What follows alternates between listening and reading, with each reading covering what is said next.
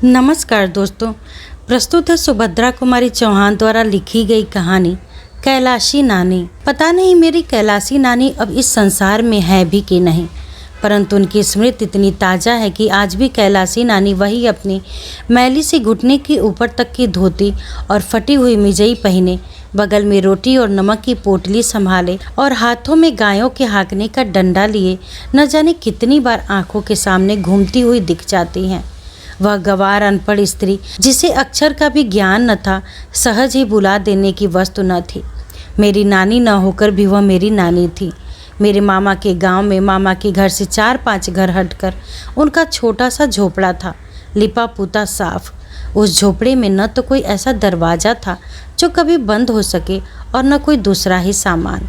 बर्तनों के नाम से कुछ मिट्टी के ठीकरे थे और बिस्तर की जगह थोड़ा पुआल पड़ा था। यही मेरी कैलाशी नानी की गृहस्थी थी। पड़ोसी ही उनके परिवार वाले थे और गांव के बच्चे उनके परमेश्वर। हाँ, तो मेरी कैलाशी नानी उस गांव के रहने वालों के जानवर चराने हार ले जाया करती थी। उस गांव में करीब 40 घर थे और घर के पीछे एक शेर अनाज चराई में मिल जाया करता था। यही कैलाशी नानी की जीविका थी। इसी में कैलाशी नानी का दान पुण्य हो जाया करता था और इसी अनाज को बदलकर उन्हें रोज के व्यवहार के लिए नमक, तेल, मिर्च, मसाला भी लेना पड़ता था। पैसे तो गांव वालों को ऐसे ही बड़ी कठिनाई से देखने को मिलते हैं। कैलाशी नानी की तरह गरीबनी को पैसों का दर्शन दुर्लभ होना ही चाहिए। इस प्रकार का जीवन बिताकर भी कैलाशी नानी दुखी न थी। वे सदा प्रसन्न और हंसती रहती, दूसरों की सेवा के लिए तत्पर रहती। आधी रात को भी बुला लो तो वह तुम्हारा हर तरह का काम कर देंगी, फिर भी तुमसे किसी प्रकार की आशा भी न रखेंगी। शुरू जाड़े के दिन थे। एक दिन मामा के गांव से एक आदमी संदेशा लेकर आया कि मामा ने माँ और सब बच्चों को बुलवाया है। और फिर हम सब भाई बहनों ने जब तक माँ ने मामा के घर चलने की तैयारी न की, उन्हें तंग कर डाला। सबसे बड़ा भाई मैट्रिक में था, उसकी पढ़ाई का हर्ज होगा, इसलिए उसे छोड़कर बाकी हम 4 भाई बहनों को लेकर आखिर एक दिन माँ मामा के घर आ गई। मामा के साथ आने वाले सब भाई बहनों में मैं सबसे बड़ी थी। मेरी उम्र 10-11 के बीच में ही थी। हम सब भाई बहनों को मामा के घर तो कुछ अच्छा न लगता, पर मामा के घर से 100 फुट हटकर जो नदी बहती थी उसमें नहाने और कैलाशी नानी के साथ ढोर चराने के लिए जाने में बड़ा आनंद आता था। जहाँ कैलाशी नानी ढोरों को ले जाती थी, वहाँ दूर तक जहाँ भी दृष्टि पहुँच पाती थी सब हरा ही हरा दिख पड़ता था। दूर दूर तक तो 2-3 आम, ढाक और पीपल के पेड़ थे, जिनकी घनी छाया में हम लोग दोपहरी बिताते थे। गांव के छोटे बच्चों का एक झुंड कैलाशी नानी के नेतृत्व में ढोर चराने निकलता और फिर वहाँ केवल ढोर ही न चराए जाते थे, वहाँ कहानियाँ कही जाती, पहेलियाँ होती और कभी कभी रामलीला भी होती। और रामलीला तभी संभव होती जब राम बनने के लिए, मैं सीता बनने के लिए मेरी छोटी बहन साथ रहती। मतलब यह कि गांव में रहकर जितनी बातें संभव थी वहाँ हम लोग सभी करते। हम सभी भाई बहनों को इस ग्रामीण जीवन में बड़ा सुख मिलता। एक भाई बहुत छोटा था, वह तो माँ के ही साथ रहता, किंतु हम 3 और मुझ में छोटा भाई जो 8 साल का था और उससे छोटी बहन जो 6 साल की थी, प्रायः रोज कैलाशी नानी के साथ जंगल में भाग जाते। मुझे याद है कि हम लोग घर के अच्छे से अच्छे भोजन को यह कहकर छोड़ देते थे कि अच्छा नहीं बना, और सच ही वह अच्छा न लगता था। किंतु कैलाशी नानी की जंगल में सूखी रोटियां नमक या कभी कभी चटनी के साथ खाने में जितना स्वाद आता था, उतना स्वाद कभी किसी भोजन में नहीं आया। रोटियां भी गेहूं की नहीं, न जाने कितनी तरह के अनाज मिलाकर बनाई जाती थी। कैलाशी नानी को हर घर से एक ही अनाज तो मिलता न था। कहीं गेहूं, कहीं जौ, ज्वार, मक्का, उड़द, मूंग, अरहर सब मिलाकर इकट्ठा कर देती और रोज़ आवश्यकता अनुसार किसी दिन चक्की से पीस लाती और दूसरे दिन के लिए रोटियां सेक रखती। यही उनका प्रतिदिन का आहार था। यही रोटियां वे सबको खिलाती थीं और हम लोग बड़े स्वाद से खाते थे। कभी कभी गांव के दूसरे बच्चे नदी में धोती फैलाकर मछली पकड़कर भूनते। उस दिन कैलाशी नानी रोटी भी न खाती, सत्तू खाकर ही रह जाती। इसी प्रकार एक दिन हम लोग कैलाशी नानी के साथ हार पर गए थे। उस दिन कैलाशी नानी ने राजा रानी की कहानी सुनाई थी। राजा की एक राजकुमारी थी, बड़ी सुंदर, बड़ी नेक। किंतु एक दिन जब वह नदी पर नहा रही थी तो परियों के देश के राजा का राजकुमार आया और राजकुमारी को घोड़े पर बैठाकर ले भागा। कहानी सुनने के बाद कलेवा से पहले हम लोग बड़ी देर तक नहाते थे और तैरते थे। पानी बहुत गहरा न था पर बड़ा साफ था। नदी में नहाने का प्रलोभन भी हमें यहाँ घसीट लाता। हाँ, तो उस दिन नहाते नहाते मुझे यही डर लग रहा था कि कहीं परियों के देश का राजकुमार न आ जाए। वहाँ राजकुमार तो न आया, परंतु जब नहा धोकर लौटी तो देखा कि कैलासी नानी के पास कोई बैठा है। कपड़े जरा साफ सुथरे थे। मैं डरी कि कहीं यही तो वह राजकुमार नहीं है। फिर घबरा कर दूर तक नज़र दौड़ा कर देखा, कहीं भी कोई घोड़ा न दिखा। मैं बेफिक्र हो गई कि यह राजकुमार नहीं है, वह होता तो घोड़ा जरूर होता। बाद में कैलासी नानी से मालूम हुआ कि वह गांव का जमींदार है और कैलासी नानी को हर महीने ढोर चरवाई में 5 सेर अनाज देता है। वह वही हम लोगों के पास ही पीपल के पेड़ की जड़ पर बैठ गया और हम सब भाई बहनों के बारे में कैलासी नानी से बातचीत करने लगा। जब उसे यह मालूम हुआ कि अभी तक मेरी शादी नहीं हुई तो उसे बड़ा आश्चर्य हुआ, क्योंकि गांव में तो उस समय लड़की के पैदा होते ही ब्याह की बातचीत हो जाती और 3-4 साल के होते होते तो ब्याह भी हो जाता। उसने स्वर भी जरा धीमा करके कैलासी नानी से पूछा, क्या कुल में दाग है जो इतनी बड़ी लड़की अभी तक कुंवारी है? कैलासी नानी ने कहा, नहीं भैया, कुल में दाग वाग कुछ नहीं है, बड़े आदमी हैं। लड़की लड़के सभी मदरसे में पढ़ते हैं। यही बिटिया रामायण बाँच लेती है, अंग्रेजी पढ़ती है। जब पढ़ लेगी तब कोई आदमी देखकर शादी ब्याह करेंगे।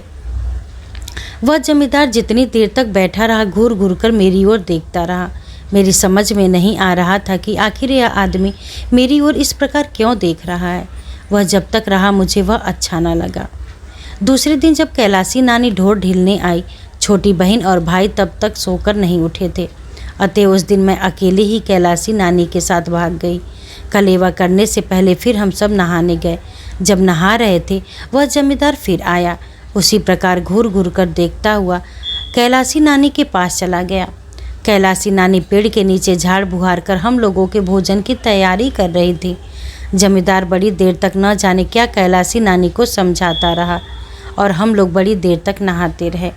मैंने देखा हाथ जोड़कर कैलासी नानी ने किसी बात को अस्वीकार किया और जमींदार ने कुछ न सुनकर कैलासी नानी के पल्ले में कुछ ज़बरदस्ती बांध दिया और तेज़ी से दूसरी तरफ चला गया। हम लोग भी रोटी खाने आए, पर आज कैलासी नानी रोज़ की तरह खुश न थी। उनके चेहरे पर एक तरह की उदासी थी जो छिपाए न छिपती थी। उन्होंने हमें खिलाया पिलाया और फिर कहानी सुनाने बैठे, किंतु कहानी सुनाने में उनका मन न लगा। ढोर हाँकने और दिन जैसे मैं भी सब बच्चों के साथ भाग जाती थी। आज कैलासी नानी ने वैसे न जाने दिया, अपने पास ही बैठाए रखा। जब मैं जाने के लिए जिद करने लगी तो एक आध बार डांट भी दिया। मैं समझ न पाई कि आखिर आज ये ऐसा क्यों करती है, पर माँ ने सिखाया था कि बड़ों की बात में सदा क्यों और किस लिए नहीं करना चाहिए, चुपचाप मान लेना चाहिए।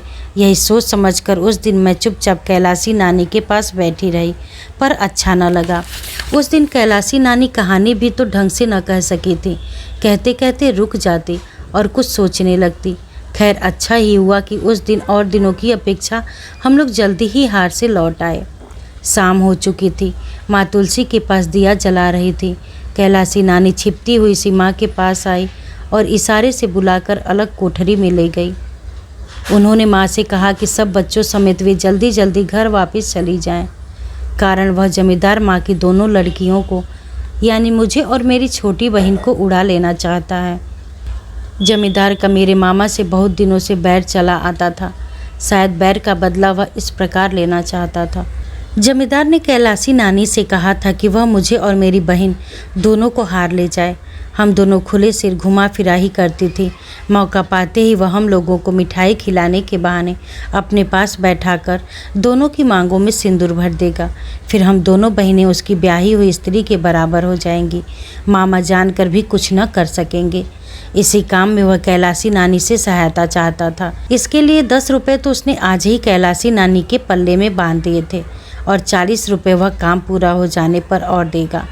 कैलासी नानी का इतना ही काम था कि वे जरा सी सहायता दे दे, बस इतने में जमींदार का काम बनता था और कैलासी नानी को 50 चांदी के चमकते हुए रुपए मिलते थे। कैलासी नानी ने शपथ लेते हुए वे 10 रुपये कमर से निकालकर माँ को दिखलाए और बोली, बिटिया झूठ नहीं कहती, मेरे पास तो 10 पैसे भी नहीं, फिर ये 10 कलदार कहाँ से आए? ये उसी अधर्मी ने बांध दिए हैं। तुम मेरी बात मानो, बिटिया को लेकर चली जाओ। जिस गांव का जमींदार इतना अधर्मी है वहाँ फिर ना आना। बिटिया का शादी ब्याह करके ससुराल भेज कर आना। कैलासी नानी ने यह भी कहा कि माँ के जाते ही वे इन रुपयों को जमींदार के आगे फेंक देगी। यह अधर्म का पैसा कभी स्वीकार न करेंगी।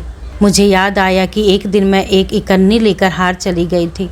कैलासी नानी ने जब देखा कि मेरे पास इकन्नी है तो मुझसे लेकर बहुत संभाल कर पल्ले में कई गांठ लगाकर बांध लिया और शाम को लौटकर जब आई तो माँ को इकन्नी देकर बोली, पैसा कौड़ी बच्चों को न दिया करो, कहीं गिर जाता तो नुकसान न हो जाता। थोड़ा भी नहीं, एक आना भी नहीं, एकदम नहीं। और माँ ने जब वह इकन्नी उन्हीं को वापस कर दी तब कैलासी नानी के चेहरे से ऐसा भाव टपक रहा था जैसे उन्हें कहीं का खजाना मिल गया हो। कई बार इकन्नी को उलट पुलट कर देखने के बाद कैलासी नानी ने बहुत संभाल कर उसे कमर में खोस लिया और माँ को जाने कितना असीसती हुई घर गई थी। वही कैलासी नानी आज कमर में 10 कलदार बांधे थे। कल जरा सी बात के लिए 40 रुपये और मिलने वाले हैं, पर कैलासी नानी अधर्म का पैसा नहीं चाहती, नहीं लेंगी। वह कल माँ को घर भिजवाए बिना ढोर लेकर हार भी न जाएंगी और तब जमींदार के रुपए उनके दरवाजे पर जाकर फेंक देंगी। फिर जमींदार चाहे तो महीने का 5 सेर अनाज भी बंद कर दे, कैलासी डरती नहीं। गांव भी तो उसी का है, चाहे तो निकाल दे। कैलासी कहीं भी जाकर ढोर चरा पेट पाल लेगी, पर सोने की ईंट दिखाकर भी कैलासी नानी से अधर्म का काम नहीं करवा सकता। कोई जबरन मांग में सिंदूर भरकर उनकी लड़कियों को अपने घर रख लेगा। माँ को इन बातों पर विश्वास नहीं था, क्योंकि मेरे पिता वकील थे। वे जमींदार को इस मामले में जेल खाने की हवा खिला सकते थे। फिर भी माँ कैलासी नानी के आग्रह को न टाल सकी। दूसरे दिन हम सब बच्चों के साथ घर चली आईं।